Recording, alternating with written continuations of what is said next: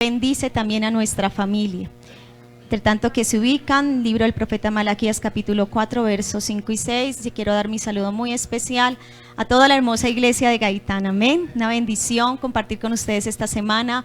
Para mi esposo, Pastor José Ignacio Sierra, y para mí ha sido una enorme bendición de parte del Señor haber estado con ustedes durante esta semana. Quiero también saludar de manera especial y agradecer al hermano Arnulfo Villada, a la hermana Gloria y su hermosa familia por esa manera de acogernos, ese recibimiento también tan especial, y al comité de las damas Dorcas, quien es evidente la hermosa labor que ellas desarrollan en favor de la iglesia, amén, todas sus atenciones, y a toda la congregación, muchísimas gracias. Vamos entonces a leer la palabra del Señor. Dice, he aquí, todos juntos, he aquí, yo os envío el profeta Elías antes que venga el día de Jehová, grande y terrible. Él hará volver el corazón de los padres hacia los hijos y el corazón de los hijos hacia los padres, no sea que yo venga y hiera la tierra con maldición. Tomemos el capítulo 1 del Evangelio según Lucas. Capítulo 1 según Lucas, el verso 67, quiero que leamos este pasaje que hace alusión precisamente al cumplimiento de esta profecía. Amén. Lucas capítulo 1, verso 67, leemos todos a una voz. Y Zacarías su padre fue lleno del Espíritu Santo y profetizó diciendo, bendito el Señor Dios de Israel, que ha visitado y redimido a su pueblo, y nos levantó un poderoso Salvador en la casa de David su siervo, como habló por boca de sus santos profetas que fueron desde el principio, salvación de nuestros enemigos y de la mano de todos los que nos aborrecieron, para hacer misericordia con nuestros padres y acordarse de su santo pacto, del juramento que hizo a Abraham nuestro padre, que nos había de conceder que librados de nuestros enemigos sin temor le serviríamos, en santidad y en justicia delante de él todos nuestros días. Y hablando de su hijo, y tú, niño, profeta del Altísimo, serás llamado, porque irás delante de la presencia del Señor para preparar sus caminos, para dar conocimiento de salvación a su pueblo, para perdón de sus pecados, por la entrañable misericordia de nuestro Dios, con que nos visitó desde lo alto la aurora, para dar luz a los que habitan en tinieblas y en sombra de muerte, para encaminar nuestros pies por camino de paz. Y el niño crecía y se fortalecía en espíritu, y estuvo en lugares desiertos hasta el día de su manifestación a Israel. Habla del profeta Juan. Era ese profeta Elías que habría de abrir ese camino para el Salvador. Con su predicación haría volver el corazón de los padres a los hijos y de los hijos hacia los padres. Amén. ¿Qué hace volver el corazón? El mensaje de Jesucristo, la fe. Aleluya, en Jesucristo. Vamos a orar al Señor para que Él se glorifique grandemente en esta mañana a través de su palabra. Padre Celestial, te damos gracias y te alabamos, Señor, porque en esta hora estamos a tu mesa, Señor, dispuestos a recibir este alimento, tu palabra, que es vida, Señor, que es espíritu y vida para nosotros, oh Dios. Tu palabra viva y eficaz, Señor, que penetra hasta lo profundo del corazón y discierne aún las intenciones de nuestro corazón, Señor. Tú nos conoces, tú sabes todo de nosotros, Dios. Oh, gracias porque aquí estás para glorificarte en nuestra vida, en nuestra casa, en nuestra familia. Tu bendición está aquí para nosotros, Señor, quienes hemos creído a tu verdad, a tu palabra, Señor, quienes hemos creído al mensaje, Dios, de salvación. Hoy estamos aquí, Señor, aún aquellos que están recibiendo tu palabra, conociéndote, Señor, a ellos también resplandezca la luz del Evangelio, Señor. Oh, glorifícate grandemente en esta hora, Padre Celestial, en el nombre de Jesús. Amén y amén. Gloria al Señor. Pueden estar cómodos, amados hermanos. Y bueno, quiero de parte del Señor en esta hermosa mañana que el Señor nos da y que nos ha convocado el Señor a considerar su palabra con este hermoso lema de familias como dice la Escritura. Amén. Familias como dice la Escritura. yo quisiera que usted lo pudiera expresar. Amén. Tal vez lo hemos leído, lo hemos escuchado toda la semana, pero puede decir usted conmigo en esta mañana, familias como dice la Escritura. ¿Usted quiere una familia como dice la Escritura? Amén. Porque aprendíamos esta semana, nosotros construimos familia. Ayer hablábamos del matrimonio, como dice la Escritura, una partecita muy pequeñita, porque el tiempo no da, ¿cierto? Pero aprendimos mucho, ¿cierto? Y yo creo que el viernes, el jueves, el martes, bueno, toda esta semana tan preciosa que el Señor nos ha dado.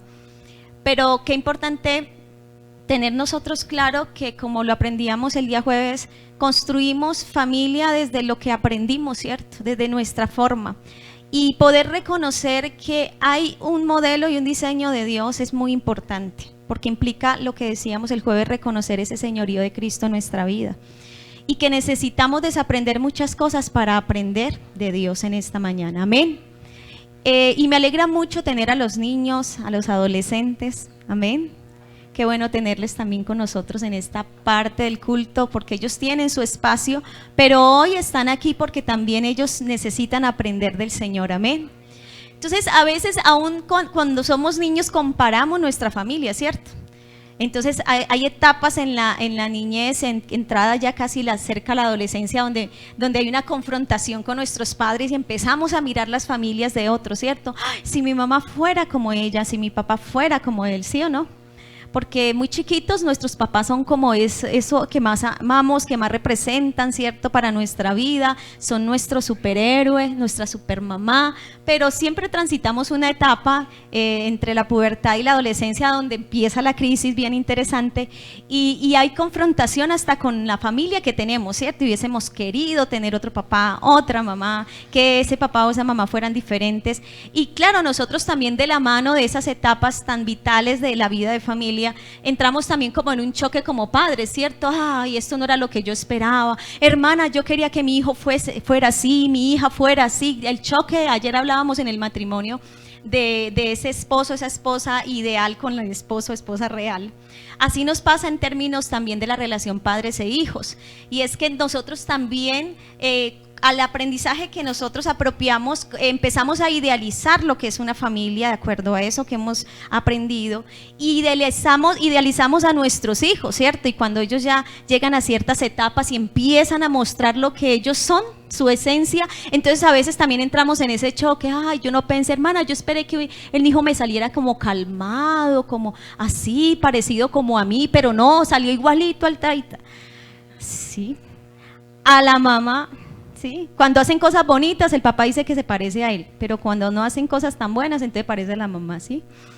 Al abuelo, a la abuela, al suegro, bueno, porque hay ese choque, ¿cierto? Tenemos una idealización de lo que es ser familia, tenemos unas perspectivas, unas expectativas también con respecto a lo que es construir familia, y como lo hablábamos ayer, pensamos que es algo que simplemente es casarnos y ya, ¿cierto? Y decíamos que las historias que nos muestran un poco la representación de lo que es el matrimonio en nuestro contexto social y cultural, nos muestran una imagen de que el matrimonio es el fin, pero el matrimonio es un comienzo. Cuando nosotros decidimos casarnos, comenzamos una etapa de nuestras vidas y una nueva vida como pareja. Y quiere decir esto que no está ya hecho, porque algunos se casan y esperan a ver como la sorpresa, como cuando uno quiere abrir un regalo, a ver qué trae el regalo, y entonces se encuentran con la realidad del matrimonio, con la realidad de ser familia, y entonces, no era lo que yo esperaba. Esto seguramente no era la voluntad de Dios, y empezamos con el complejo adánico a ver a quién le echamos la culpa, ¿sí o no? Esto fue que no fue la voluntad de Dios, hasta Dios termina siendo el culpable, ¿sí o no? Nos tiende a pasar, eso es nuestra naturaleza humana, pero entender que el matrimonio es un comienzo, no es el fin, es el comienzo, implica construir, como lo dice la palabra, el hombre dejará a su padre y a su madre, ayer solo hablamos de esa parte del principio, no alcanzamos con todo el resto, dejará a su padre y a su madre, se unirá a su mujer y serán una sola carne. Este es el principio fundamental del matrimonio cuando Dios lo instituye, lo establece. Implica que es una construcción permanente. Construir vida de pareja, construir familia, lo estamos haciendo todos los días. Entonces, si tenemos la concepción de voy a ver con qué me encuentro en mi familia, no, hermana, es que qué tristeza, a mí me tocó una familia terrible. Y entonces estamos más quejándonos con el Señor. Ay, Señor, pero es que ese papá que me tocó, esa mamá que me tocó, ese esposo, esa esposa. ¿Por qué? Porque estamos basados más en esa forma de pensar de lo que es una familia. Pero cuando entendemos el diseño de Dios para la familia y entendemos el propósito de Dios, nuestra perspectiva cambia. Amén. La familia se construye. Dios creó al ser humano con la capacidad de construir una vida social y dentro de ese marco construir familia, y esa vida social parte de esa construcción de la vida de pareja y de la vida de familia. Así es que el Señor determinó que la tierra se llenara. ¿A partir de qué? De la familia, el diseño de Dios. Amén. Y por eso aunque vengan todas las tormentas y todos los ríos y den con ímpetu contra esa familia, el Señor sostiene la familia porque la familia es un diseño de Dios. Amén. Pero tenemos que entender que es algo que construimos. ¿Y qué estamos construyendo? Recuerden que el jueves aprendíamos del que edifica. ¿Quiénes edifican? Nosotros. Pero decidimos sobre qué diseño, qué planos vamos a edificar. Y Dios tiene establecido un diseño. Entonces, el orden de Dios está establecido en el matrimonio como ese fundamento en el cual se establece una familia, esa vida de pareja. Eso fue lo que Dios diseñó en el principio, amén. Ese fue su diseño. Pero nosotros vemos que como consecuencia del pecado, todo trajo una consecuencia, sobre todo en el ser humano, incluida esta la familia y el matrimonio. Y allí es donde los seres humanos comenzaron a su manera a construir el ser familia, desconociendo ese principio de Dios. Y encontramos entonces familias de muchas formas en su organización. Ya no vemos solamente esa familia nuclear, típica, papá, mamá e hijos, sino que encontramos otras formas de organización familiar. Debido precisamente a consecuencia de todo lo que trajo el pecado, de desfigurar todo ese propósito de Dios, pero pese a eso Dios da una promesa, amén, para todas las familias de la tierra, es decir, incluidas todas las formas de organización familiar en que el hombre ha logrado mantenerse, ha logrado subsistir, pero Dios tiene una promesa porque Dios tiene un propósito especial, amén, amén. Y lo veíamos un poco el jueves porque veíamos esa forma de familia en Abraham, en Sara, en Agar y Ismael, y cómo las decisiones y las circunstancias que se ocurren allí en esta familia pues llevan a que Agar y Ismael sean echados de casa, de este sistema familiar, porque ya se había creado un conflicto allí, ¿cierto? Pero Dios, a pesar de eso, le da una promesa a Agar y a su hijo, amén. Quiere decir esto que Dios no desconoce la realidad de la familia de hoy, la realidad que no solamente es de hoy, sino que ha atravesado la historia. Amén, amén. Y por eso Dios da promesas como esta promesa tan preciosa que el Señor da cuando dice: aunque tu padre y tu madre te dejaren, con todo Jehová te recogerá. Amén, amén. Porque Dios conoce la necesidad de la familia, Dios conoce la crisis en la que entró la familia como consecuencia del pecado, del abandono, ¿cierto? En muchos de los casos en esa familia, y Dios entonces da promesas porque el propósito de Dios es mantener ese diseño, mantener eso que Él creó, y suple todo lo que nos falta, amén. Y una manera de Dios recogernos en esta realidad que vivimos de familia, y esto hablo porque todos tenemos una realidad de vida familiar, ¿cierto? Muchos sufrieron el abandono de un padre, el abandono de una madre, ¿cierto? El menosprecio, el rechazo. Y cuando digo abandono no hablo solo del abandono físico, porque a veces tenemos presente el abandono como algo meramente físico. Pero hay muchos hijos que han crecido en su casa con papá y mamá y han sufrido el abandono afectivo, emocional, espiritual. Hay familias SOS, sálvese quien pueda. Allá usted. Usted ya sabe, yo ya le enseñé, yo ya lo llevé a la iglesia, usted verá qué hace con su vida. Y hoy se habla de los hijos de la soledad.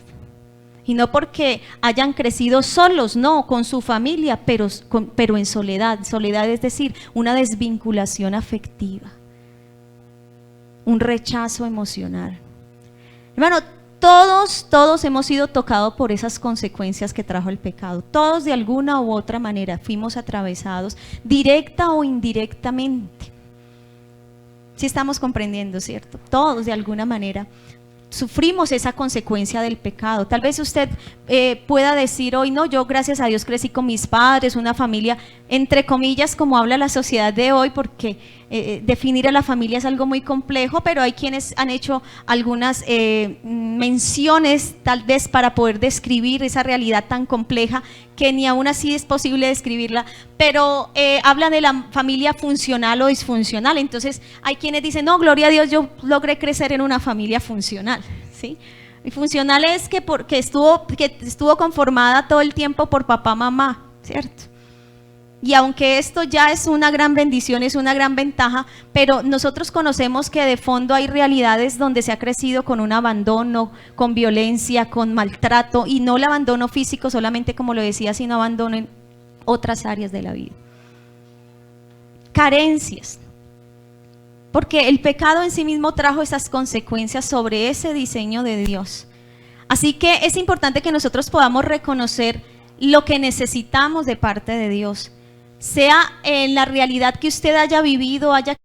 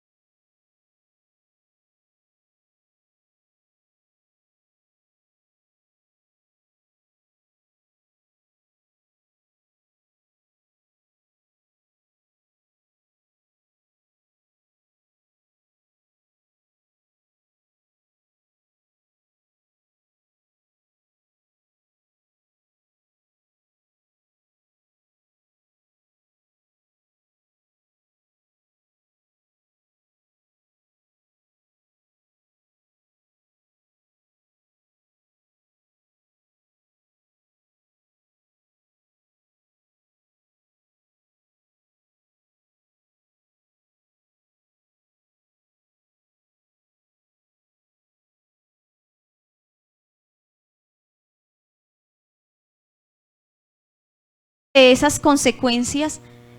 Y por eso desde todo lo estudio del ser humano, si hablamos de lo que es traumático, de lo que llega a marcar la vida de una persona, precisamente tiene que ver sus experiencias tempranas. Y esas experiencias tempranas, ¿dónde se dan? En la familia.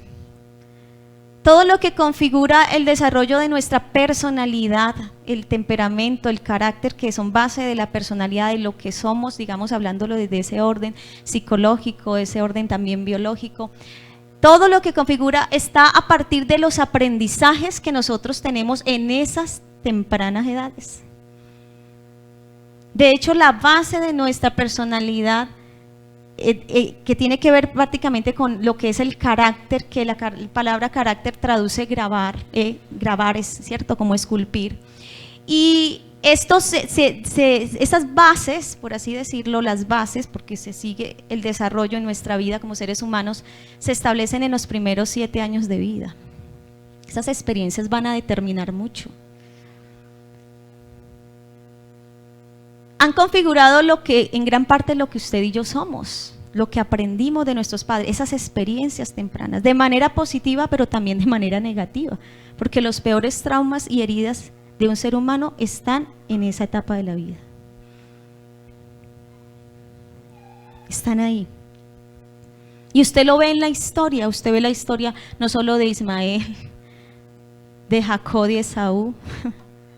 ¿Dónde ocurrió todo esto? En la familia. De David, el menosprecio y el rechazo, todos los hijos invitados menos él, a algo tan importante. Pero como pudo decirlo Agar, el Dios que me ve, vio a David allí en medio del rebaño. Vio su rechazo, y por eso David escribe ese hermoso Salmo 139. ¿A dónde huiré de tu espíritu y a dónde me ocultaré de tu presencia? Porque aún mi embrión vieron tus ojos, y en tu libro estaban escritas todas aquellas cosas que vendrían después de mí. En lo profundo de la tierra, en el vientre de mi madre, tus manos me entretejieron, me formaron, me hicieron. ¿Sabe qué es esto? La obra de Dios en nosotros, aún desde el vientre de nuestra madre, pese a cualquier circunstancia, pese a cualquier condición. David no le tocó bonito en la vida. Él lo dice, en pecado me concibió mi madre, por eso era su rechazo. Por eso era ignorado en su familia, pero hay un Dios que nos ve. Y hay un Dios que nos vio aún desde el vientre de nuestra madre, porque fueron sus manos las que nos formaron y nos hicieron. Gloria a Dios, gloria a Dios, gloria a Dios, gloria a Dios. José, ¿dónde vivió él toda su parte más difícil de su historia? ¿Dónde? En su propia casa. No solo rechazado por sus hermanos que sentían envidia por él, a tal punto de desear y procurar la muerte de él. Imagínese usted.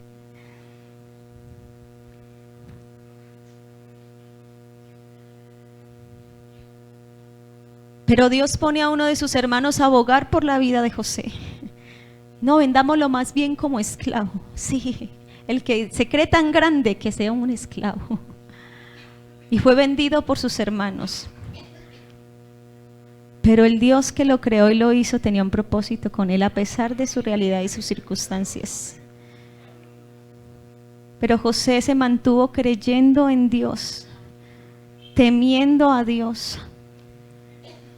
Y siendo gobernador de Egipto, y ante el hambre que estaba padeciendo la nación y su familia incluida, cuando llegan a pedir comida, cuando llegan a valerse allí de alimento, descubren que el gobernador de Egipto era su hermano, a quien querían matar y habían vendido como esclavo, y tuvieron gran miedo y temor.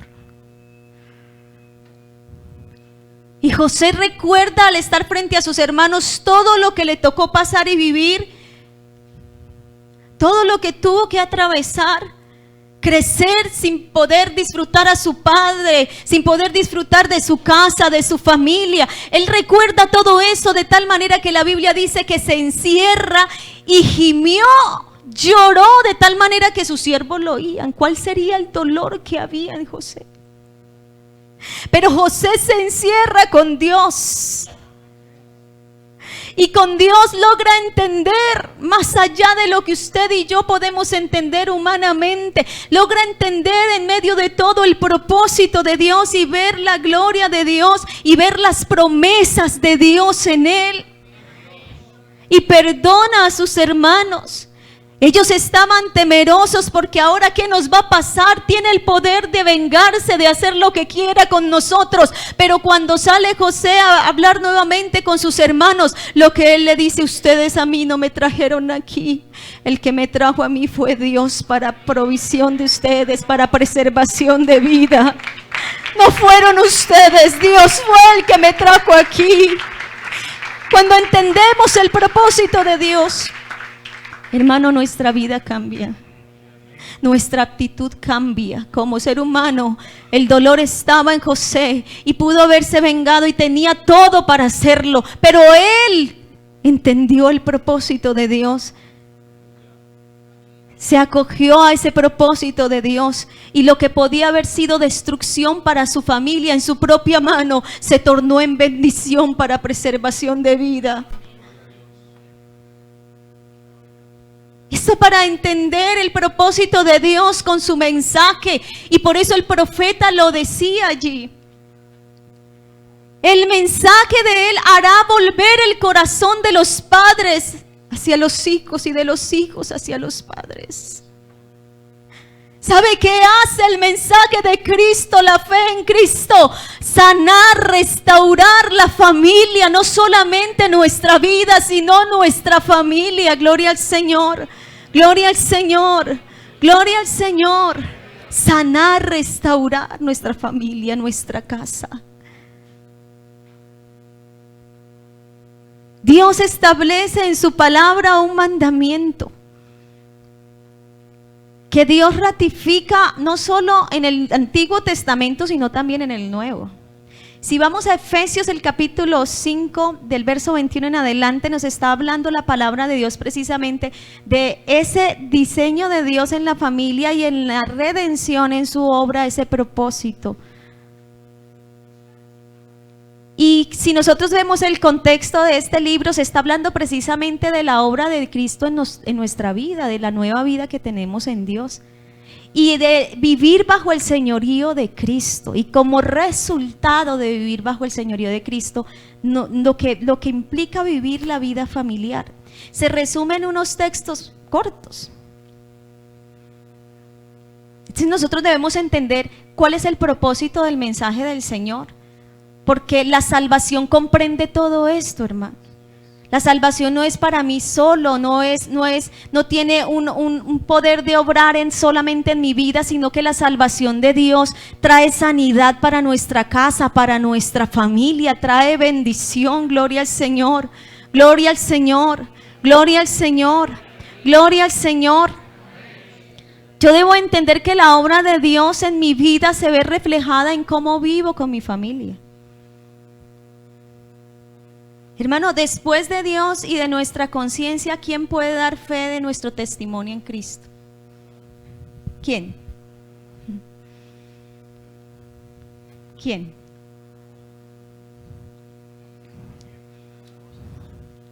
La familia, ¿cierto? Los padres, los hijos, los más cercanos, la esposa, el esposo. Ellos son los primeros que ven el testimonio de Cristo en nuestra vida, lo que somos en Cristo. Amén. Amén. Nuestra casa, nuestra propia familia. Porque hay algunos con una visión muy extensa, ¿cierto? Es que yo quiero llevar el mensaje, quiero ser un misionero, pero estás haciéndolo en tu propia casa.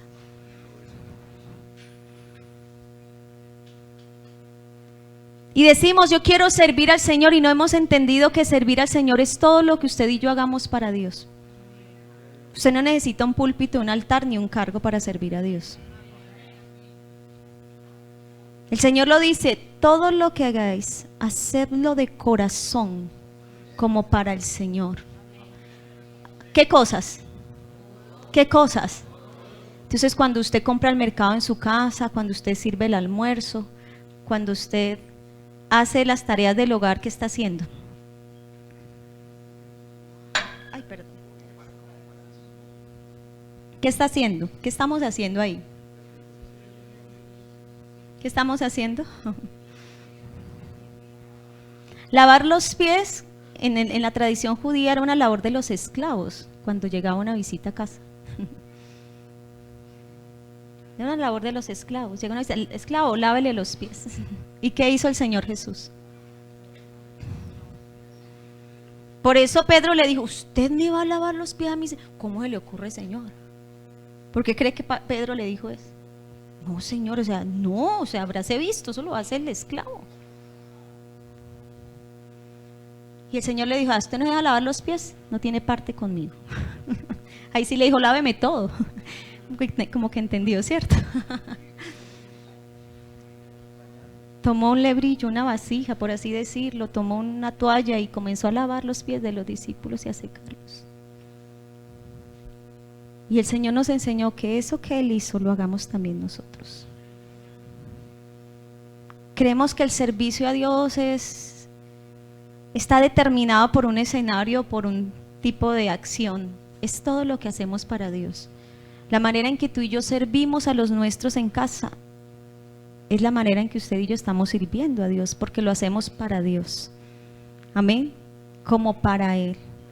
Y por eso la enseñanza de Jesús frente a esta obra que Él hace en nuestras vidas, en nuestra familia.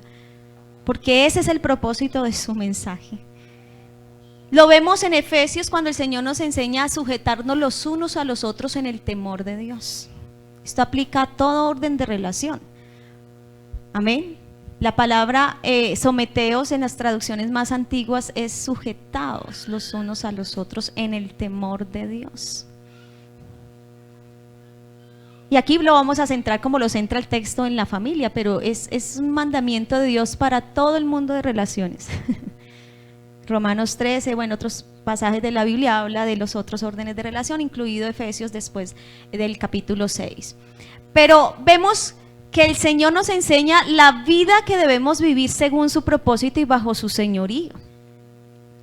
Nosotros aprendimos y crecimos en hogares donde se nos enseñó que el papá era el que mandaba, ¿cierto? Esa noción mucho más patriarcal. Todos crecimos en familias con una predominancia de algún modelo de estos. Todos. Eso fue consecuencia del pecado. Para que nosotros comprendamos desde ahí. Vino como consecuencia del pecado porque creemos que lo que llamamos machismo, feminismo o esos modelos de familia patriarcal o matriarcal donde todos crecimos con alguna predominancia es algo meramente social o cultural y no es así. Es una expresión en lo social y cultural, en la forma en que los seres humanos vivimos, pero vino como consecuencia del pecado. Mire cómo atravesó esto. Porque en el principio, Génesis capítulo 1, verso 27 al 28, dice la palabra del Señor que Dios creó al ser humano. La palabra hombre en este texto traduce ser humano. Dios creó al ser humano, varón y hembra los creó. Y los bendijo Dios. Y les dijo: multiplicaos, fructificad, llenad la tierra. Pero también, ¿qué les dijo? Sojuzgarla, es decir, someter con violencia, es decir, trabájela. Eso es sojuzgarla, someter con violencia, trabaje, hay que arar la tierra, hay que sembrar, hay que trabaje. Y señoread sobre, ¿qué? Porque señorear es estar sobre alguien, sobre algo. En los peces del mar, en las aves de los cielos y en todas las bestias que se mueven sobre la tierra. ¿A quién le dijo eso el Señor? ¿A quién? ¿A quién se lo dijo? Al hombre y la mujer. Él no le dijo: vea, usted varón va a hacer esto, usted mujer va a hacer esto. No, a los dos los bendijo Dios. Es decir, a los dos Dios le dio la capacidad. ¿Sí estamos comprendiendo? Y a los dos les dijo. Entonces esta bendición fue sobre el hombre y sobre la mujer, y a los dos les dio la capacidad, y es decir, a los dos les dio la misma responsabilidad. No es que su responsabilidad es cuidar a los niños, es que su responsabilidad es trabajar y traer. Bíblicamente no es así. ¿A quién le dijo trabaje? A los dos. Administren lo creado. ¿Y sobre qué les dijo que señorearan?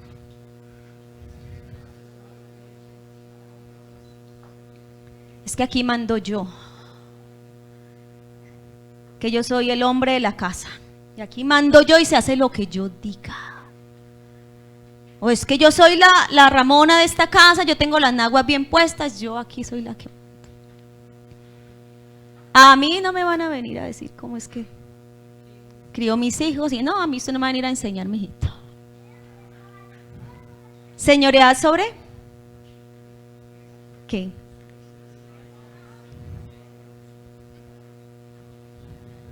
Usted quiere mandar, cómprese un pescadito, un canario, un perrito, un gatico. Pero Dios nunca puso al hombre señor sobre la mujer, ni a la mujer sobre el hombre.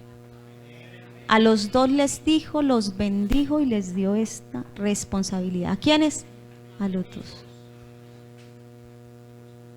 No es que la mujer se hizo para planchar, cocinar y tener hijos. ¿Dónde dice la Biblia eso? Es que ustedes no fueron creadas para nada más. Pues el que dice eso no ha leído la Biblia. ¿Sí estamos comprendiendo? Esos días, ¿y por qué le digo? Esos días una joven de la iglesia me decía: hermana, mi papá me dice que ya hice la primaria, ya sé leer, escribir, contar, y que ¿para qué más? Y no, que yo quiero seguir estudiando. Y no, usted no necesita estudiar más. Para criar hijos y cocinar usted no necesita aprender nada más, las mujeres solo sirven para eso. Y se lo dijo un hermano en la fe.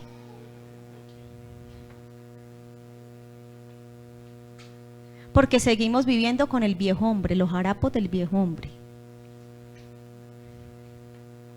Pero ¿qué dijo Dios? ¿Y qué pasó? ¿De dónde viene ese deseo de señorear el uno sobre el otro? Génesis capítulo 3. ¿En qué consistió el pecado? En el deseo de querer ser Señor, de ser como Dios. En eso consistió el pecado. ¿Sabe Dios que si comen del fruto de este árbol ustedes serán como Dios? O sea, ustedes serán como Él. Uno se pregunta, si Dios les dio toda esta facultad, ¿qué les faltaba a ellos? Ya podían señorear sobre lo creado. Todo Dios se lo entregó. ¿Qué era lo que les hacía falta? Que Dios no le hubiera dado. Sí, había algo que Dios no les había dado. ¿Quién es el Señor? Él. Y ellos quisieron ser como Dios. Entonces, ¿qué dijo la mujer? Yo puedo ser Señor de mi propia vida y de la vida de Él. Uy, esto está como interesante. El fruto se volvió codiciable por lo que ellos querían alcanzar. Podían alcanzar según el engaño de la serpiente astuta. Como Dios. Yo puedo ser como Dios, es decir, no solo puedo señorear sobre los peces, las aves, los reptiles, sino sobre Él, sobre Adán, sobre el hombre. ¿Puedo señorear sobre la mujer? Eso no les había sido dado, porque el único Señor del ser humano, ¿quién es? ¿Quién es el único Señor? Dios. Dios es el único Señor. Entonces, claro, frente a esto, por eso la palabra de Dios habla de esta consecuencia, dentro de las múltiples consecuencias. Le dice a la mujer, tu deseo será para tu marido y él se enseñoreará de ti. ¿Cuál deseo? ¿Cuál era el deseo de ella? Señorear. Hay una versión de traducción actual que dice lo siguiente, yo creo que lo entendemos un poco más claro. Tu deseo de gobernar a tu marido será sobre él y él te controlará a ti. Eso vino como consecuencia del pecado, eso no fue el diseño de Dios. Vino como consecuencia del pecado. De allí se desprende todo lo que usted y yo hemos vivido como consecuencia del pecado en la condición humana. El sistema de familia patriarcal o matriarcal, que muestra un predominio del señorío del hombre o un predominio del señorío de la mujer. Pero los dos se nutren y se mantienen. ¿Sí me hago entender? Aquí mando yo. Y es que usted me tiene que pedir permiso. De ahí venimos todos, de esa escuelita familiar. Pero mire de dónde viene. Bueno, y ese chip no se quita fácilmente. Porque eso hace parte de la naturaleza pecaminosa además. Y de las costumbres, tradiciones que todos hemos aprendido. Y es que como decía mi madre, me decía un joven, frente a su esposa recién casado, creyente, es que el hombre, y como decía mi papá y mi mamá, el hombre es de la calle y la mujer es de la casa. Y ella es una mala esposa porque yo llego y no la encuentro en la casa. Tiene que estar en la casa. Y la dejaba bajo candado. Para que aprenda a ser una mujer sujeta a su marido. La Biblia no dice maridos sujeten a sus esposas. La Biblia no dice maridos sujeten a sus esposas. ¿O sí?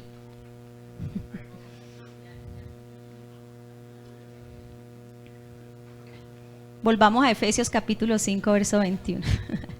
Por eso el Señor lo enseña ahora en la vida en Cristo. Sujetaos los unos a los otros en el temor de Dios. No a la manera que ustedes aprendieron, que es que así me criaron y es que así tiene que ser. Y es que mi madre y es que mi padre, gloria al Señor, qué bendición haber tenido una familia. Examinémoslo todo, retengamos lo bueno, pero eso sí, desechemos lo malo. ¿Sí o no? Someteos, sujetaos los unos a los otros en el temor de Dios. No es a mi manera, no es a la manera en que a mí me criaron. Porque así estamos viviendo. Así seguimos viviendo. Si nosotros No comprendemos ese propósito de Dios en nuestra vida y nos sujetamos primero a Dios, porque si yo no me sujeto a Dios, no me sujeto a nadie. Y cuando a usted le cuesta sujetarse a otro, su problema profundo está en que no se ha sujetado a Dios. Ese es un principio de sometimiento que enseña Dios para la vida. Es el principio de sometimiento. A usted le cuesta sujetarse a otro, llámese papá, mamá, ¿cierto?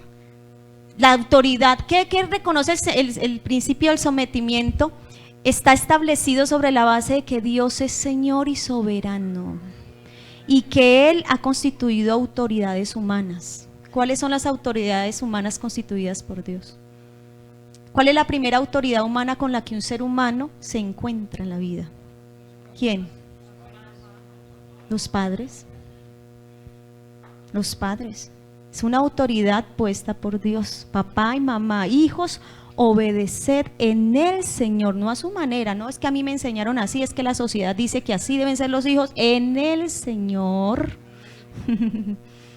A mí me encanta porque si usted lee este pasaje, todo el libro de Efesios y especialmente este pasaje, hay una palabra que se repite constantemente: en el Señor, del Señor, como al Señor, como Cristo, como la iglesia a Cristo.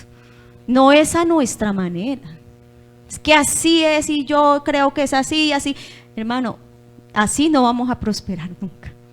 Necesitamos entender el señorío de Cristo en nuestra vida.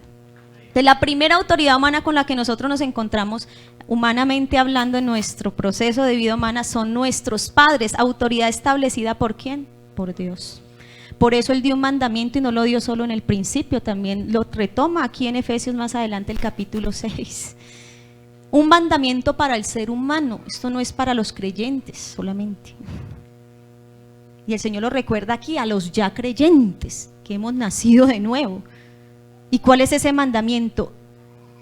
Honra a tu padre y a tu madre, que es el primer mandamiento con promesa. Es decir, que tiene un condicionamiento. ¿Cuál es? Siguiente pasaje. Para que te vaya bien y seas de larga vida sobre la tierra. ¿Usted quiere que le vaya bien? ¿Quiénes quieren que nos vaya bien en la vida? ¿Qué tenemos que hacer? Pero yo no puedo honrar a padre y a madre si yo no honro a Dios. Porque este es un principio de sometimiento. Y el principio de sometimiento parte del reconocimiento de que Él es Señor y ha constituido autoridades humanas. Principal autoridad humana con la que nos encontramos los seres humanos de entrada, padre y madre, a quienes debemos honrar. Porque si honramos a papá y mamá, ¿qué pasa? Nos va bien. Mana, yo quiero que me vaya bien. Uno oye esos niños adolescentes, mana, es que yo quiero que me vaya bien en la vida. Y están pensando que les vaya bien en la vida es hacer una cantidad de cosas y de pensamientos y de idealizaciones que promueve el mundo de hoy, pero se han olvidado del mandamiento que garantiza que a usted y a mí nos vaya bien. ¿Por qué? Porque es que honrar a papá y a mamá es reconocer a Dios, es honrar a Dios. Sí estamos comprendiendo, ¿cierto? Entonces, padre y madre, honra, pero no son las únicas autoridades constituidas por Dios, ¿cierto? ¿Qué otra autoridad Dios constituyó?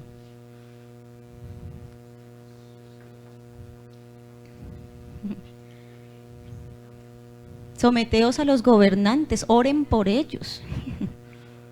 Sí, y por ahí habían algunos revoltosos diciendo, ay, ¿cómo así? Pero es que mira, estos corruptos, vea, apóstol Pablo, esa gente es mala. Y el Señor les dice, bueno, ¿y cuál es el problema suyo? La ley fue hecha para el impío. Si usted sabe hacer lo bueno, ¿cuál es el problema? Sométase. Sí, vamos para allá, pastor. Sométase. ¿Qué hace hablando usted mal del presidente de la República? Oiga, triste lo que pasó en esta campaña electoral con los medios, con algunos hermanos, de verdad. Nos falta conocer la palabra de Dios y sujetarnos. Oren por ellos. Sí, por ahí también había unos que sí, vea Pablo, pero mire, es que tal. Dijo, ¿cuál es su problema? La ley fue hecha para el impío. Si usted sabe hacer lo bueno, ¿cuál es su problema? Entendemos, yo me sujeto a la ley, me sujeto a los gobernantes porque me sujeto a Dios, porque Dios lo ordena así, punto, básteme eso, Yo no necesito más razones. Dios lo dijo y así es. Él es Señor y Él manda. Que el único que manda es Él. Y la autoridad que Él dio a los seres humanos es una autoridad conferida, que está sujeta a lo que Él dice, porque si esa autoridad humana contradice la autoridad de Dios, yo no me sujeto a esa autoridad humana. Me sujeto a esa autoridad humana porque está sujeta a Dios. Por eso dice, obedeced en el Señor a vuestros padres. No, que si mi papá me manda a emborracharme, entonces yo tengo que obedecer en el Señor a vuestros padres. Copiamos bien, ¿cierto? Es sencillo, o sea, no tiene enredo. El Señor no dio un mensaje pues como tan difícil de, no, es que obedezcan, esta es la nueva vida, es en el Señor, no a su manera. Es que mi mamá me dice que haga cosas que yo sé que no agradan a Dios, obedézcala en el Señor. Amén, amén, sí estamos comprendiendo. Fue la única autoridad, los padres, los gobernantes, ¿qué otra autoridad?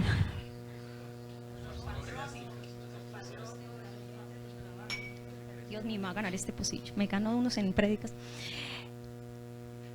Al pastor. Obedeced a vuestros. No, sí, es que yo creo que están esperando a que yo diga el texto, pastor. Obedeced a vuestros pastores. Son puestos por Dios para administrar la grey del Señor, para apacentar vuestras almas. Pero que ellos puedan hacerlo con alegría y no quejándose. ¿Por qué se puede quejar? Porque no se sujetan. Vamos entendiendo cosas bien interesantes, ¿cierto? Entonces no me puedo profundizar en todo el principio del sometimiento, pero vuelvo aquí al punto central que tiene que ver con familia. Hermanos, si yo no aprendo a obedecer y sujetarme a los padres, yo no me he sujetado a Dios y no me sujeto a nadie. Voy a chocar con el pastor, voy a chocar con las autoridades, voy a chocar con el colegio y las normas y reglas que allí hay, con el patrón y los que tienen una administración y el reglamento interno de la empresa, armo sindicato, en la iglesia, esos comités con los que salen y ese pastor sí que no sé qué. Y si usted hace esos comentarios y da ese ejemplo delante de sus hijos, ¿qué están aprendiendo sus hijos? Que pueden desafiar cualquier autoridad, incluido usted. Y ahí sí recibe, por acá dijeron, un golpe de estado, hermano. Porque cuando usted quiera pararse y hablarle con autoridad a su hijo, usted mismo perdió la autoridad porque usted cuestionó la autoridad puesta por Dios. Y usted mismo se puso en cuestión. O sea, si yo puedo cuestionar al pastor, al profesor, al policía, a toda esa, puedo cuestionar a mi padre. Él mismo lo hace. Mira el daño que le hace uno a los hijos, ¿no? Pero por eso debemos aprender este principio de sometimiento, que se aplica aquí en este texto del libro de Efesios, que es fascinante porque de una manera muy sencilla el Señor nos lo explica en esa nueva vida en Cristo, pero necesitamos tener el señorío de Cristo en nuestra vida, de otra manera no va a acontecer en nosotros. Entonces, ¿qué dice la palabra? Volvamos a Efesios capítulo 5, verso 21. Someteos, sujetaos los unos a los otros en el temor del Señor. Hermano, tenemos que bajarnos de ese carro en el que nos montamos. Hermana, es que yo soy el que manda, y es que yo soy, hermana, yo sí tengo las naguas bien puestas, hermana. Ay. Uno ya encuentra familias donde son los hijos los que mandan y los papás corren, ay, es que mi hermana y no puedo ir a culto porque mi niño, y entonces, hermano, ¿en qué estamos?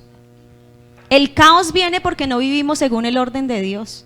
Y si nosotros no aplicamos el orden de Dios, seguiremos en caos y por eso el mundo anda en caos. Pero Dios ha establecido un principio. Entonces, someteos los unos a los otros en el temor de Dios, sujetaos. ¿Y qué es sujetarse de acuerdo a lo que dice la Biblia? Para que nosotros entendamos. Sujetarse es hacer esto.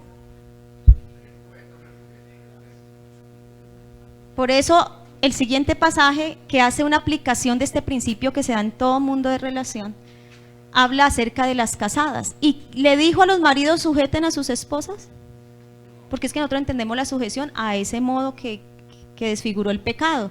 Usted tiene que hacerme, es que usted es mi mujer, usted es mi marido y me tiene que hacer caso. Entonces dijo una hermana, me dijo: ay, su esposo no le hace caso, hermana, si usted lo manda no le hace caso. Y le dije: no tiene por qué hacerme caso, yo no lo mando a él.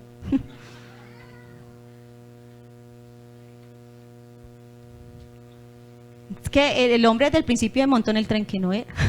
¿Sí o no?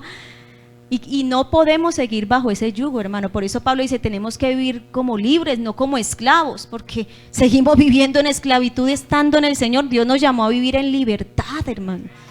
En libertad. Y entonces, ¿las casadas estén qué? Eso es bíblicamente sujeción, porque algunos, yo recuerdo unas hermanas que decían, alguna vez mi pastor estaba en una dominical y empezó a leer este texto para la enseñanza, entonces unas hermanas que estaban ahí cerquita empezaron, ay, hoy es día de familia, ¿por qué no dijeron? No, es que yo sepa, no. Y entonces, ¿qué van a enseñar? ¿Para qué ese pasaje? Uy, a mí ese pasaje de la Biblia no me gusta. Uy, así así la hermana. Y la otra, uy, sí, a mí tampoco. Uy, ¿cómo así que uno tiene que estar sujeto a un hombre? ¿Cómo así que uno necesita de un hombre para vivir? Vea, yo crié mis 4 hijos y no, y la otra sí, yo también. Perdí la venida esta dominica, lo hubiera sabido, no hubiera venido. Hay algunos que están peleando con Dios. ¿Sí o no? Cuando yo no me sujeto con Dios, a Dios, estoy peleando con Él. Y yo creo que es el pastor, que es mi papá, que es mi mamá, que es mi esposo, que es mi esposa, que es el patrón, que es la autoridad. Pero mi pelea de fondo es con Dios, porque no me he puesto en acuerdo con Él. Es decir, no he hecho esto con Dios. ¿Sabe qué es sujetarse bíblicamente? Asirme de, agarrarme de, sostenerme, apoyarme, tomarme de, andar de la mano con.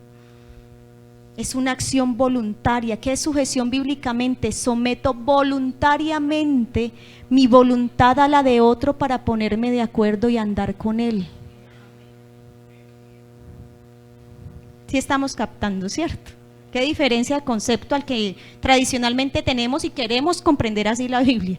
Entonces sale el predicador del momento allá en la casa, así ve, la Biblia dice que se sujete, y ahí sí le predica, ¿no? Pero no es así. Por eso el Señor le dijo a las casadas, sujétense. ¿Quiénes debemos sujetarnos? Y no solo las esposas. ¿Será que sí? No, hermana, es que el Señor le dijo, fue a la casada, a la mujer, a la esposa. Recuerda el texto anterior. ¿Qué dice el texto anterior? Unos a otros, en el temor de Dios. Las casadas estén sujetas a sus maridos como ¿a quién?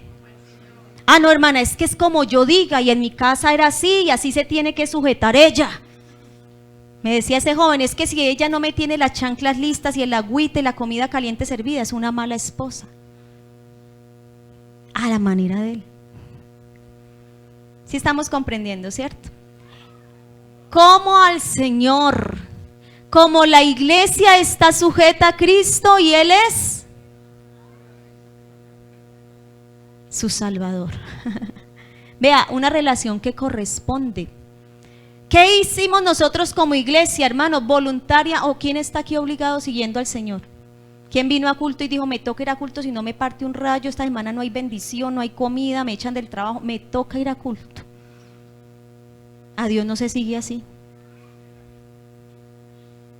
Voluntariamente decidimos someternos a Dios para andar en acuerdo con Él, sujetar nuestra voluntad a Él. Así como la iglesia está sujeta a Cristo y Él es su Salvador. Ella no se sujetó por nada, sino porque Él es su Salvador. Es decir, es una relación que corresponde. Yo me sujeté a alguien que me salva, a alguien que me sostiene, a alguien que me sustenta, a alguien que me libra, a alguien que es mi apoyo, que es mi refugio. No, pero es que usted tiene que estar sujeta, pero él no corresponde su responsabilidad como esposo. Es que usted se casó y así tiene que ser. No, esto no es así. Como la iglesia está sujeta a Cristo y Él es su Salvador. Ayer hablábamos del principio del amor en Dios, que lo aplicamos, ¿cierto? Levanten la mano los que estuvieron anoche. Eso queda grabado, ¿cierto? Ah, bueno, entonces escuchen el mensaje del día anterior, porque no nos da el tiempo para explicarlo, pero hablamos de la máxima y de la mínima del amor. Que igualmente que la sujeción no aplica solo al marido. Porque dice en este pasaje, maridos, amen a vuestras esposas como Cristo amó a la iglesia. No es que yo aprendí que porque te quiero te aporrio, que si es que andarle duro, eso es porque lo amo. Así aprendimos, pero así no es con Cristo. Yo debo aprender el amor de Cristo. ¿Cuál es la máxima? Amar como Cristo amó a la iglesia. ¿Y la mínima cuál es? Como a sí mismo. O sea, si usted se ama a sí mismo, usted sustenta su cuerpo y lo cuida. Usted no se hace daño, se hace bien. Ese bien que usted quiere para usted, hágalo al otro. Ame de esa manera. ¿Usted quiere que lo respeten en su casa? Respete. El camino del Señor es fácil, porque el yugo del Señor es fácil y ligera su carga. ¿Usted quiere que lo amen y lo valoren en su casa? Ame y valore a los suyos. ¿Usted quiere que lo traten con aprecio, con cariño, con buenas palabras, un buen trato? Haga lo mismo. Amén, ¿sí estamos comprendiendo? Qué belleza, la palabra del Señor es preciosa, ¿sí o no? Esa es la mínima del amor y la máxima es como Cristo. Amén. Y después del Señor hablar y dirigirse a la pareja, porque usted nota que después de hacer, mire qué hermoso, ojalá usted se lea todo el libro de Efesios para comprender ese contexto del señorío de Cristo, de la nueva vida en Cristo, y cómo es que en familia ya se vive la nueva vida en Cristo, que está resumido aquí. Mire cómo el Señor toma como referente central la pareja, ¿cierto? El principio. Adán y su mujer, y dijo: por esta razón el hombre dejará padre a madre y instituye allí el matrimonio. Vamos a hablar del matrimonio, y el Señor dice cuál es el modelo ahora de él para el matrimonio, la relación Cristo-la iglesia. Hermoso, ¿cierto? Y este pasaje finaliza diciendo: así que los maridos amen a sus esposas y la mujer respete a su marido. ¿Qué quiere decir esto? Esto corresponde a ambos, aunque lo enfatizan en uno en el otro, pero ya entendemos que desde el origen de la caída del hombre, el deseo, el amor, uy, ¿cómo así? Yo puedo, esta me puso bueno, yo voy a mandarlo a él.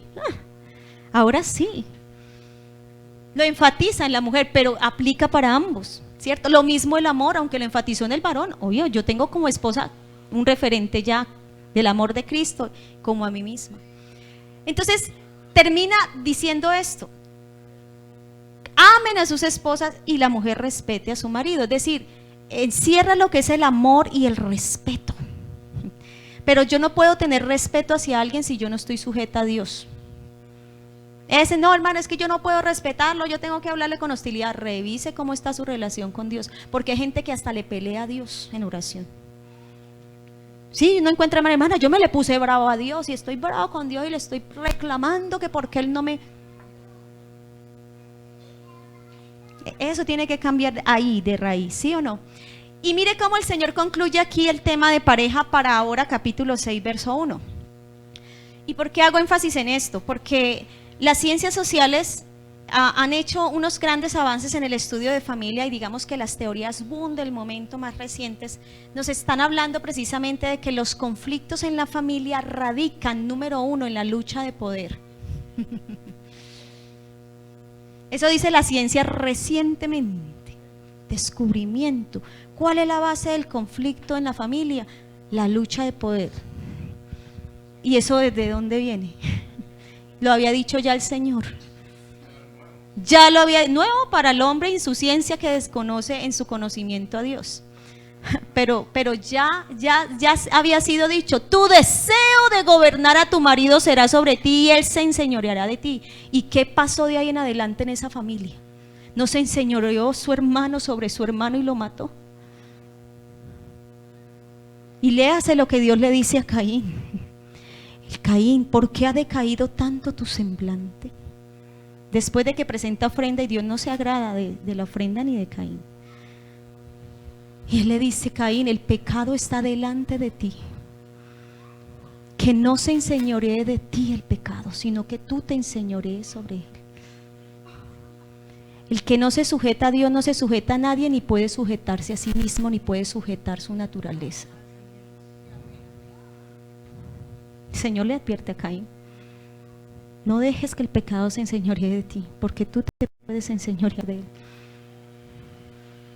Sí, mire que esto es más profundo. No dice: no, hermano, respete a su esposa, vea que se vive bonito. No, es que eso está diciendo de mi relación con Dios. Esto está diciendo de lo que Cristo es en mi vida. Esto es más profundo, hermano. Esto no es solamente un cambio de conducta y pórtese bien, ya no diga palabra, diga otra más bonita. Todo eso funciona en un cambio conductual y muchas veces temporal. Y hermana, y volvemos al mismo problema. Sí, es que el problema sigue y el problema está en el corazón. El problema está es que Dios no es Señor de su vida ni es Señor de su casa. Por más que usted ponga textos bonitos, abra la Biblia y la deje abierta ya en el Salmo 91, pero es que esas promesas son para el que habita bajo el abrigo del Altísimo, y habitar bajo el abrigo del Altísimo no es cargar el Salmo 91 ni tenerlo abierto en la Biblia en la casa. Es obedecer y sujetarme al Dios que es mi Rey, Señor, dueño de todo, hacer lo que Él diga. Ahí es donde yo habito bajo ese abrigo del Altísimo Dios. Entonces en esa casa no es porque yo lo diga, es que Dios lo dice. Es que Dios lo enseña así, hijo mío. Es porque yo lo digo, no, ya el Hijo de Dios no dice que porque usted lo dice, no, Señor, es porque Dios lo enseña así en su palabra, Él lo dice así, hijo mío. Gloria a Dios, gloria a Dios, gloria a Dios.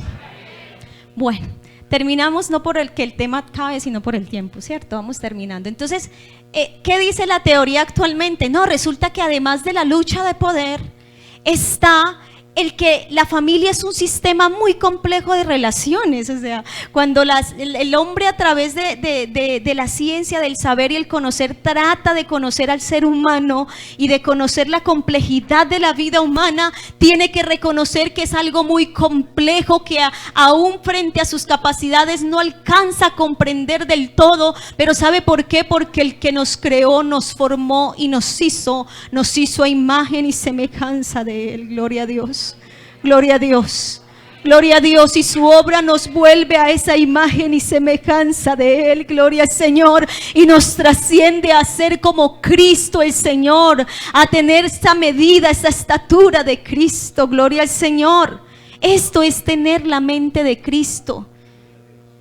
El que tiene la mente de Cristo puede decir lo que dijo el apóstol Pablo cuando se enfrenta en una situación familiar y entonces viene la voz del padre que lo levantó y lo crió: mi hijo, dele duro, acábelo para que aprenda, que la letra con sangre entra, así es que aprende. La voz de la sociedad actual: no, es que a su hijo usted tienes que tratarlo así, él tiene una libertad y entonces tienes que preguntarle qué quiere. Vienen todas esas voces, pero el que tiene a Cristo puede decir, como dijo el apóstol Pablo: ya no vivo yo, ya no vivo yo, mas Cristo vive en mí. Esas cosas viejas pasaron, he aquí todas son hechas nuevas. Sí, yo creía que acabando el muchacho a juguete así lo corregía, pero así no es la disciplina del Señor. Yo creía que poniéndome bravo y separando cobijas y acostándome en el cuarto de San Alejo resolvía el problema de pareja, pero no es así. Nadie dijo amén. Ojalá no siga resolviéndolo de esa manera, porque nunca lo va a resolver.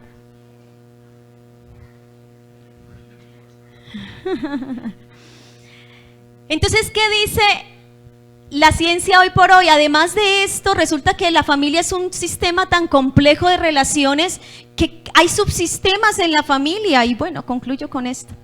El sistema conyugal es una relación particular, única, que tiene unos límites, que tiene sus propias normas y reglas. Es una relación particular. Mire cómo Dios la separa en la explicación que da. Qué belleza, ¿sí o no? La relación como padres es otro subsistema de la familia, es otro mundo de relaciones, otro orden de relación. Por eso algunos creen que se divorcian y ya se acabó todo. No, siguen siendo familia. Si tienen hijos, usted sigue siendo papá y mamá de esos hijos. La familia no se disuelve. Que ya no somos pareja, sí, pero siguen siendo padres. Entonces es muy complejo. Además de eso, la relación padres e hijos es otro sistema de relación particular, único, con sus propios límites.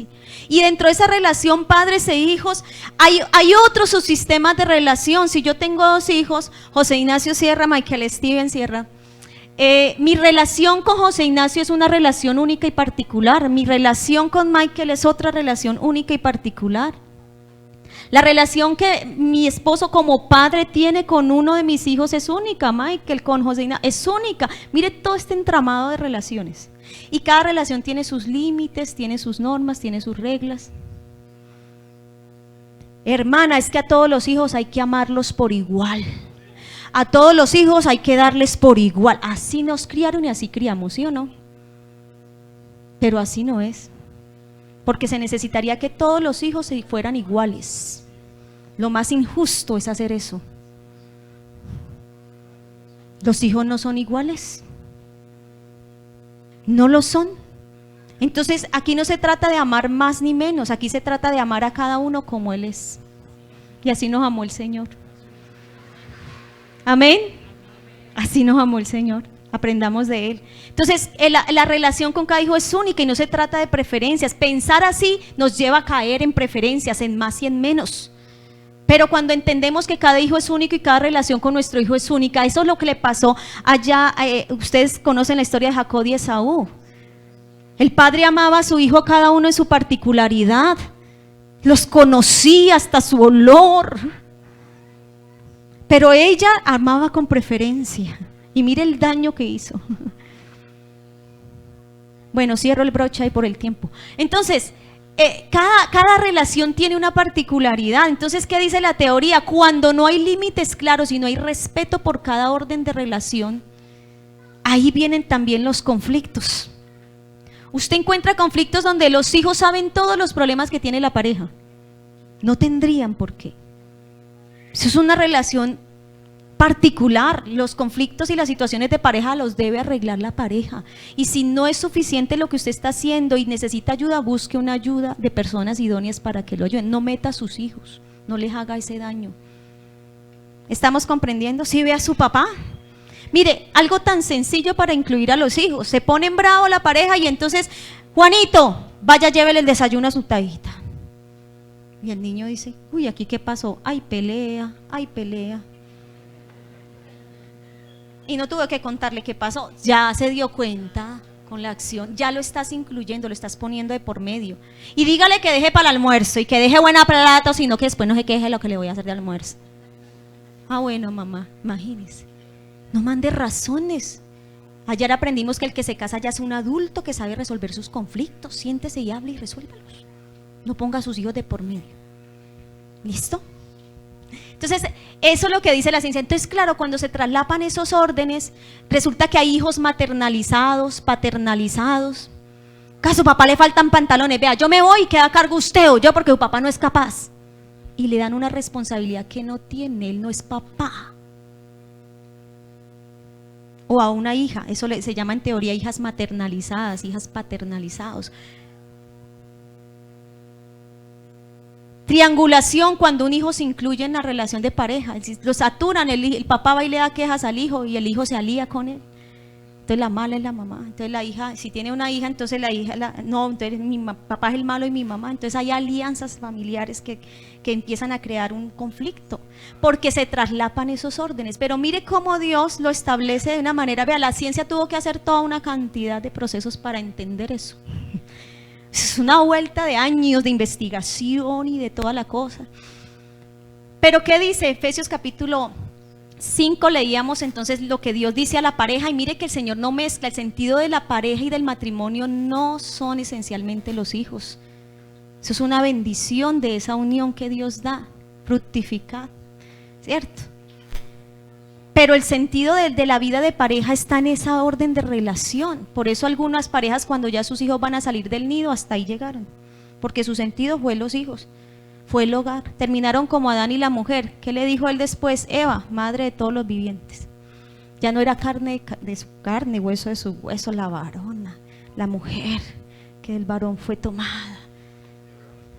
Ahí, madre de todos los vivientes. Ahí seguimos por los hijos, hermana, el hogar. Hay que luchar por la familia. Familia es una bendición, es un disfrute, es un regocijo. Entonces, ¿qué dice el capítulo 6? Después de que el Señor habla a la pareja y delimita la relación, cómo debe establecerse esa relación y cuál es su principio, ahora ¿a quién se dirige? A los hijos. ¿Y qué les dice? Hijos, obedeced en el Señor a vuestros padres, porque esto es... ¿Qué traduce justo? Algún joven me decía, hermana, y es que yo me le rebelé a mi papá, porque qué tal, mi papá se apartó y anda borracho y yo pues no le voy a hacer caso, porque él ya no es de la iglesia y lo que él me mande yo nada le hago caso, hermana. ¿Y por qué te rebelaste? Hermana, porque como dice la Biblia, no es justo. Es que interpretamos la Biblia de una manera a nuestro acomodo, ¿no? ¿Sabe qué traduce justo? En este texto, ¿qué traduce justo? Lo que agrada a Dios, porque es agradable delante de Dios. No es porque Él lo manda y Él lo dice, punto. No, Él sí es justo, si es buen papá, si es mal papá, si Él me abandonó, si después apareció, usted ya no es mi papá. Honra a tu padre y a tu madre. Y no está diciendo al buena gente, al que sí le dio, al que le dio el apellido, al que... ¿O está diciendo eso? Además dice, obedeced en el Señor a vuestros padres, porque esto es, ya entendimos lo del Señor, ¿cierto? En el Señor. Porque esto es decir, traduzcamos, porque esto es lo agradable delante de Dios, porque así lo ordena Él. Hermana, pero es que ese papá mío, así lo manda el Señor, obedézcale en el Señor. Ojo que es en el Señor. Y hónrelo, pero es que hónrelo. Porque usted honra a su papá y a su mamá porque honra a Dios y obedece a Dios. Amén. Respételo. Que él es grosero, que él me trata mal, trátelo bien, hónrelo. Amén. ¿Sí estamos comprendiendo? Un hijo me dijo, hermana, es que él es mi peor enemigo. Yo le dije, el Señor nos enseña a amar a nuestros enemigos y a bendecirlos. Como papá o como enemigo, aprenda del Señor. Que dice, si ustedes aman a sus amigos, saludan a los que los saludan, ¿qué bien están haciendo? Aquí no se me vengan ustedes a dar de ínfulas aquí. Bien, cuando ustedes saluden al que no los saluda, cuando amen al que los odia, a sus enemigos. Ay, sí, tienen de qué honrar, pedir honra, pero de resto, eso lo hace todo el mundo. No es así. Entonces, si es su peor enemigo, ámelo como a su enemigo entonces. Mínimo. Pero como padre, Dios pide honra. ¿Qué dice el siguiente pasaje? ¿A quién se dirige ahora? Sigue a los hijos, honra a tu padre y a tu madre, que es el primer mandamiento con promesa. Pasaje número 3. ¿Qué está diciendo? ¿Ahora a quién se dirige? Por eso, mire, esto me parece importante y ya trato de terminar. ¿Y vosotros qué? Le habló a los hijos y les dio su responsabilidad. Le dijo si el papá era buena gente, era mala gente. No, esa es su responsabilidad conmigo. ¿Con quién nos entendemos? Por eso dice la Biblia, no dará cuenta a Dios los padres de los hijos, ni los hijos de los padres. Cada uno dará cuenta a Dios por su propia. ¿Qué dio Dios desde el principio? Génesis capítulo 1, responsabilidad. ¿Qué afirmó Dios aquí en el tema de familia? ¿Cuál es nuestra responsabilidad? Independientemente de... Es que hermana, si es un mal esposo, pues yo también soy... eso no está condicionado. Es una responsabilidad delante de Dios, cúmplale a Dios. Vosotros padres que dicen, no provoquéis a ir a vuestros hijos, sino criadlos en disciplina y amonestación de... no hermana, como me criaron a mí. Y algunos ya mejoraron la versión, algunos, aquí hay generación de la chancla voladora. Levante la mano, yo sí. Yo soy de esa generación. Mamá tenía una puntería que yo prefería no correr. Era más suave que me diera ahí paradita corriendo. Porque no es la chancla, bueno, no sé cómo le llamen aquí, las arrastraderas. No es la chancla moderna, las que ustedes conocen, generación actual. Que eran así todas, pues, que son así todas como de gomita. Eso es un masaje. Eso es un masaje. Era de caucho, pesadísimas. Tenía que tomarse uno la sopita para alzar una cosa de esas. Que con un solo chancletazo en la piel le quedaba uno, si no le reventaba, le quedaba uno morado, sangrón a punto de reventarse. La impronta marcado, sí. Bueno, aquí hay generación del rejo, el palo de la escoba, ¿sí? Oigan, yo no creo que sea la única. No creo que sea la única. La verbena, ¿qué? Bueno, no hablemos más de eso. Todo eso son con las cosas viejas pasaron, hermano. Eso es para recordar que eso tiene que haber pasado ya, hermano.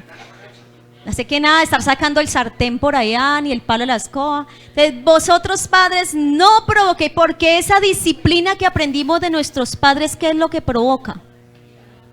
Ira. No se apresure tu mano para destruirlo. Ahora los niños sí me están haciendo ojitos felices. Ay, ya no me van a volver a pegar. Gloria a Dios. Señor, trata con mi mamá, Señor. Ay.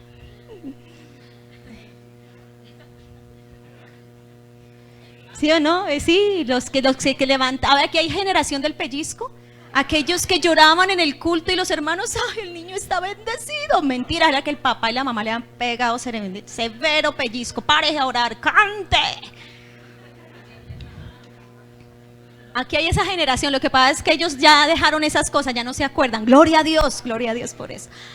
Entonces, vosotros padres no provoquéis a ira, hermano. El castigo que nosotros aprendimos, la disciplina que aprendimos produce ira. No se apresure tu mano para destruir al muchacho cuando lo corrijas, y eso es lo que aprendimos. Por eso el Señor nos habla de su disciplina, sino criadlos en disciplina y amonestación del Señor. ¿Cuál es el modelo de disciplina que debemos aplicar en Cristo?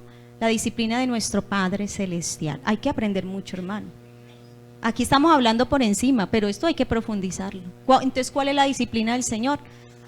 Hay que sacar otras cuantas escuelas dominicales, no solo de padres, sino dominicales para toda la iglesia. Entonces, la disciplina del Señor, ¿y cuál es esa? Ah, bueno, hay que aprenderla y hay que desaprender la otra, dar cuenta que nada que ver con la disciplina que nosotros nos criaron. Hay muchas cosas que podemos rescatar de eso, los principios, los valores, pero la forma, sino criarlos en disciplina y amonestación del Señor. ¿Qué dice más adelante? Aquí es donde les decía que están los pasajes que hablan del sometimiento en otros órdenes de relación, que los incluye este pasaje y otros pasajes de la Biblia. Pero miremos, y me parece muy importante porque era lo que hablábamos ahora. Si yo aprendo ese orden de sujeción que implica sujetarme a Dios en mi vida de pareja, como padres, como hijos, yo no voy a tener problema de sujetarme a ninguna otra autoridad. ¿Por qué? Siervos, obedeced a vuestros amos terrenales, a su patrón, a su jefe, ¿sí? Con temor y temblor, con sencillez de vuestro corazón. ¿Cómo? Usted no obedece a ese hombre por obedecerlo, usted lo obedece porque obedece a Cristo. Y así como usted obedece a Cristo, hágalo con amor, porque me está obedeciendo a mí, me está sirviendo a mí.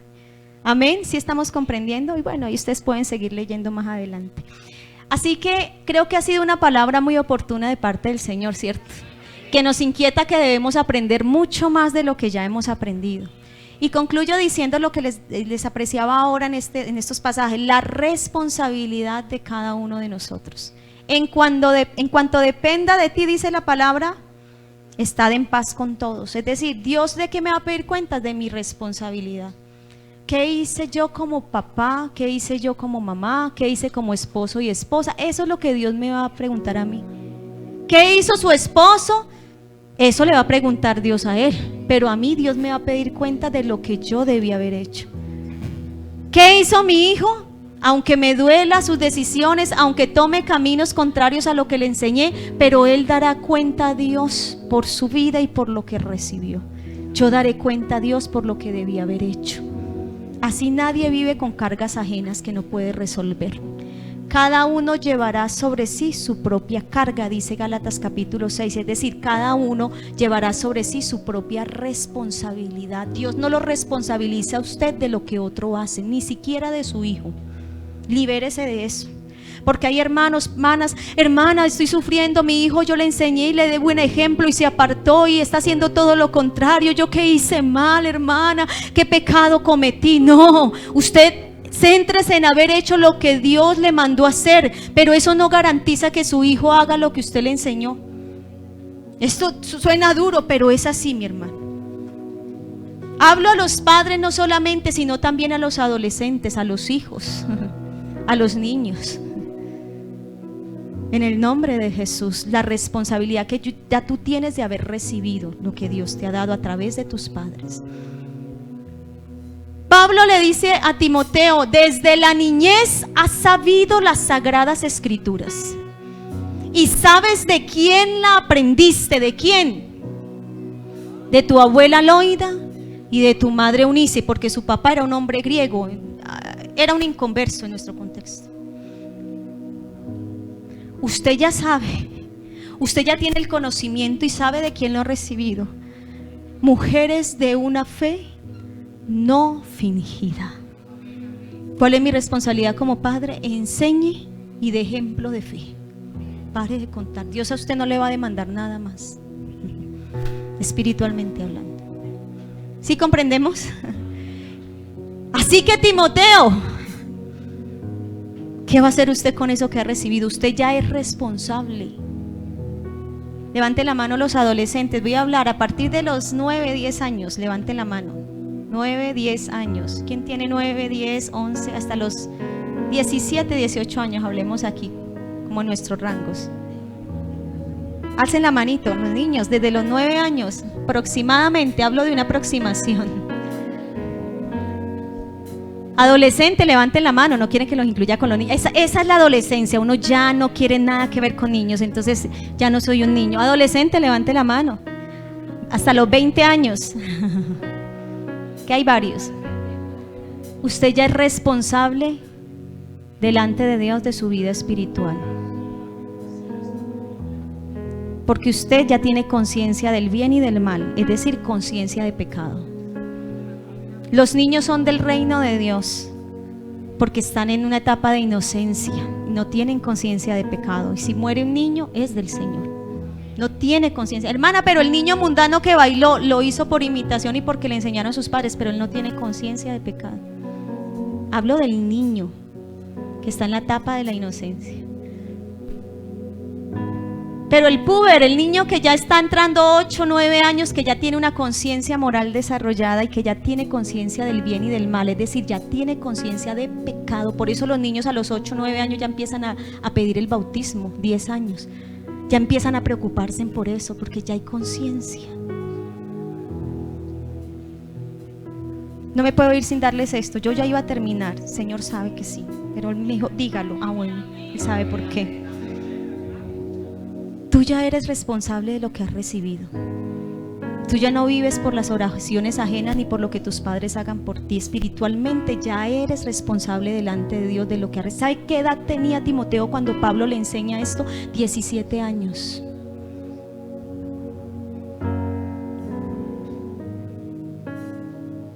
Eres responsable de lo que has recibido.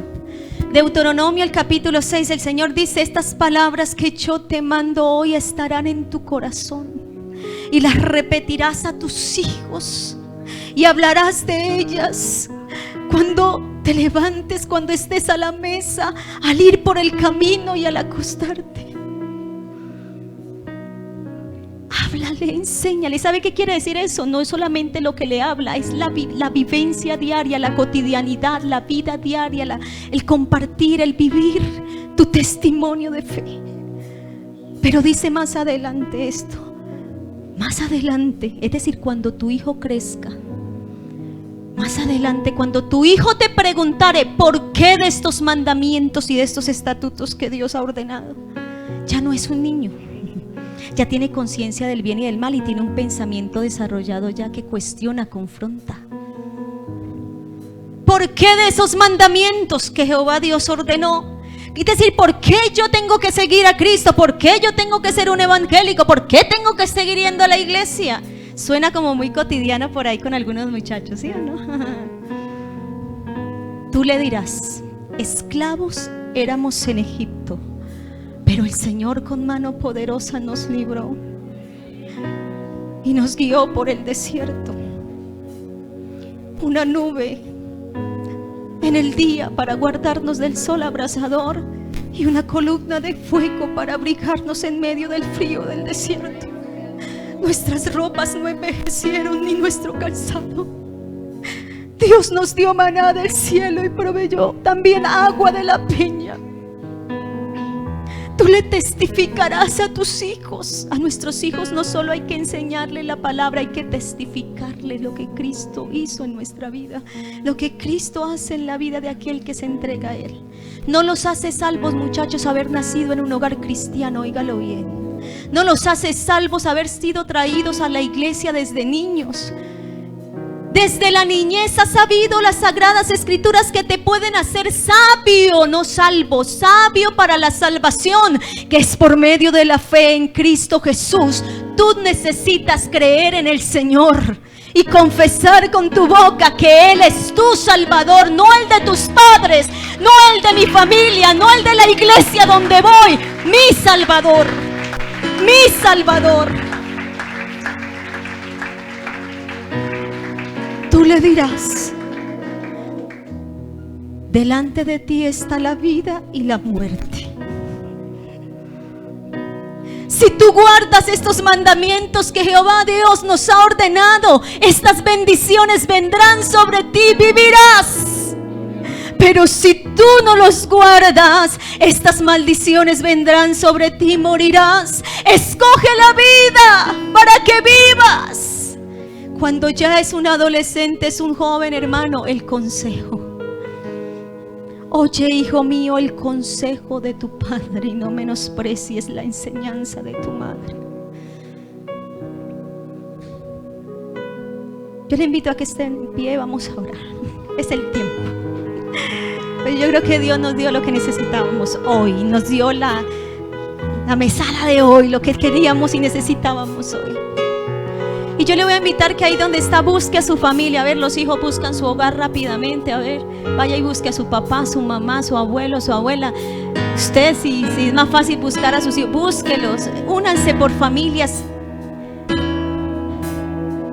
Yo sé que hay quienes aquí de pronto no tienen a su familia, pero usted representa su casa, su familia.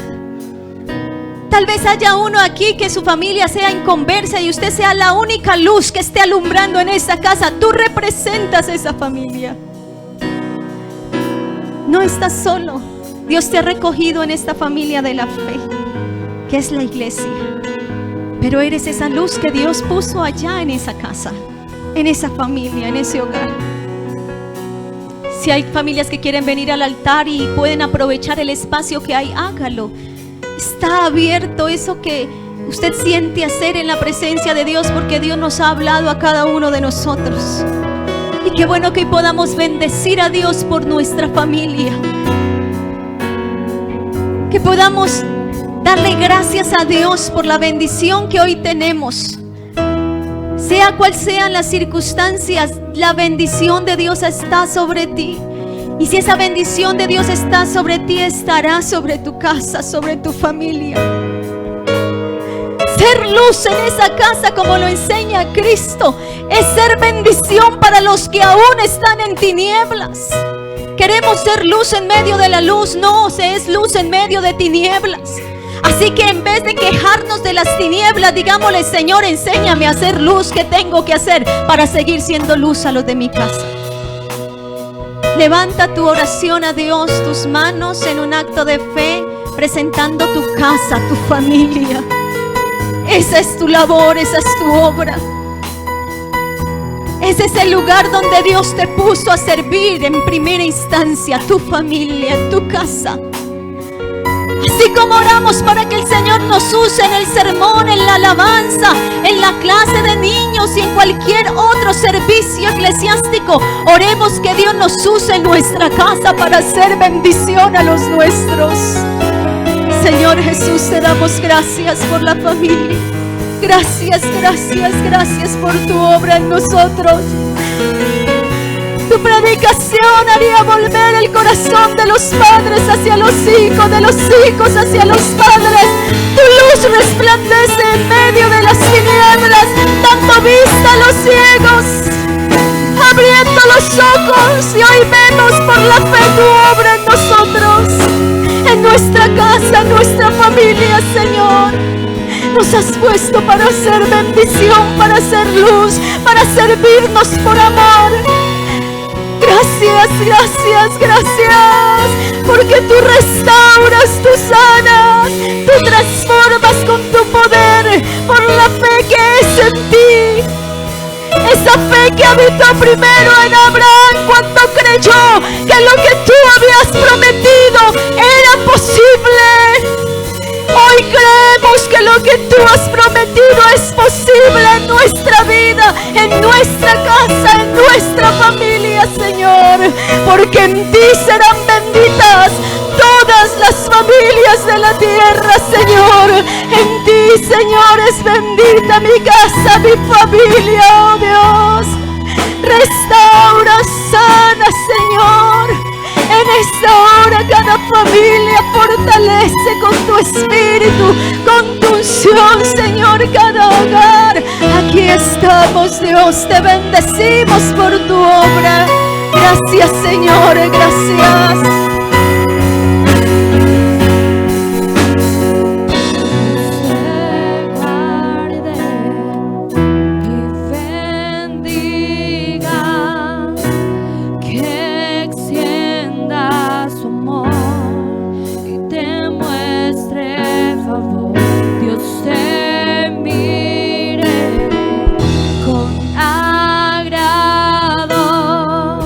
Alabado sea su nombre.